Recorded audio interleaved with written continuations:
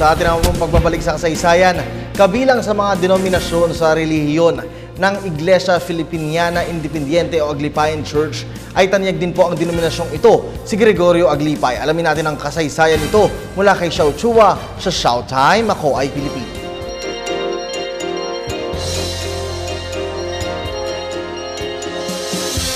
Makasaysayang araw po, it's Showtime! 154 years ago, May 5, 1860, isinilang si Don Gregorio Aglipay sa Batac, Ilocos Norte. Kilala natin siya dahil sa popular na katawagan sa Iglesia Filipina Independiente, Aglipayan Church. Ngunit, ang hindi alam ng marami, hindi si Apo Aglipay ang nagtatag nito.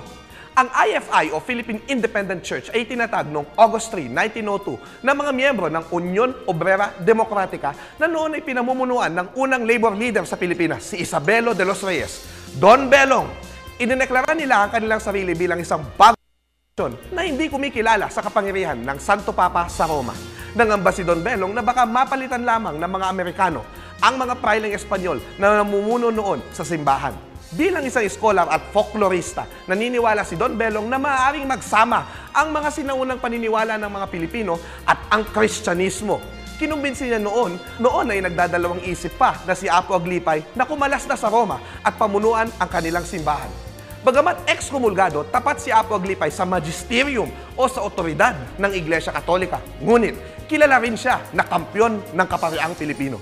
Nagsilbi siyang Vicario General Castrense ng pamahalaan revolusyonaryo ni General Emilio Aguinaldo noong panahong himagsikan at noong October 23, 1899, pinulong pa niya ang mga paring Pilipino sa Paniki, Tarlac sa kanyang pakikibaka laban sa dominasyon ng kaparehang Espanyol sa Kapuluan.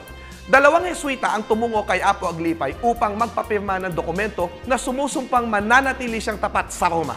Sinabi niyang papayag lamang siya kung magtatalaga pa ng mas maraming mga Pilipinong pari. Kinwestiyon ng isa sa mga pari, si Francisco Foradada, ang kahilingang ito sa pagsasabi nilang mga paring Espanyol sa mga paring Pilipino ay hindi magagaling at masasama. May mga ulat na sinuntok niya si Foradada at dahil sa insultong yon, pumayag na tanggapin ang pagiging pinakaunang obispo maximo ng IFI noong January 18, 1903. Una nilang naging kasapi ang mga manggagawang Pilipino at mga dating katipunero o revolusyonaryo. Matapos ang 111 taon, ang IFI ay isa na sa pinakamalaking Kristiyanong denominasyon sa Pilipinas na tinatayang may 6 na milyong kasapi. Si Pangulong Ferdinand Marcos ay binyagang isang Aglipayano. Ang kaibahan ng mga paring Aglipayano sa paring Katoliko ay maaaring mag-asawa ang mga pari ng IFI. Makabayan at progresibo ang oryentasyon ng simbahan.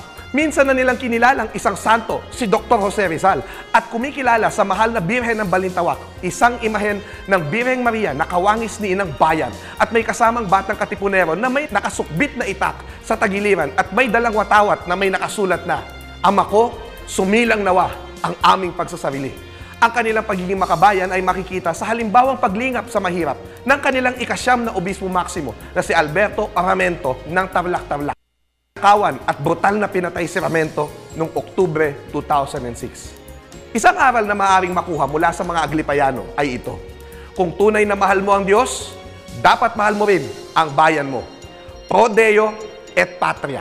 Para sa Diyos at para sa bayan. Ako po si Xiao Chua para sa telebisyon ng bayan. And that was Showtime.